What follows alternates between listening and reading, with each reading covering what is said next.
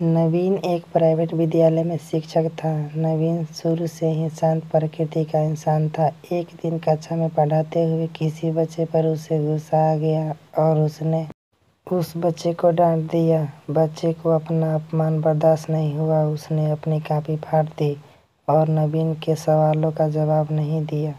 नवीन ने इसके लिए न तो उस बच्चे को कोई सजा दी और न ही इसकी शिकायत शाला प्रबंधन और न ही उस बच्चे के अभिभावकों से की। इस घटना से नवीन के दिल को बहुत ठेस पहुंची और उस बच्चे के प्रति उसका व्यवहार बदल गया। उसने फिर कभी उस बच्चे को कुछ नहीं कहा। नवीन का मन उस बच्चे द्वारा किए अप्रत्याशित व्यवहार और अपने अपमान के भाव को भुला नहीं पाया। नवीन के मन के यह हालात हालांकि और किसी की समझ में नहीं आ रहे थे, लेकिन इससे सबसे ज्यादा खुश नवीन और वह बच्चा पीड़ित थे। खुद उस बच्चे नवीन से पूछा, सर आप सबको उनकी गलतियों के लिए डांटते हैं, लेकिन मुझे क्यों नहीं डांटते? मुझसे क्या गलती हो गई है? आप मेरे प्रति ऐसा व्यवहार क्यों कर रहे हैं? दरअसल नवीन उस बच्चे को दिल से माफ नहीं कर पा रहा था।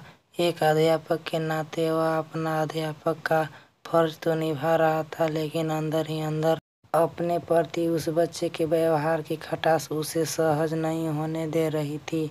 नवीन का मन उस अपमान को भुला नहीं पा रहा था। उस बच्चे के व्यवहार से नवीन को दुख पहुंचा था। ऐसा होते होते कई दिन बीत गए।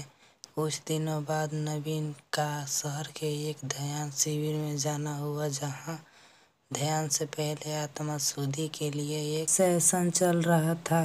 वहां अनुदेशक सब लोगों से अपने आप से दूसरों को माफ करने के लिए कह रहा था।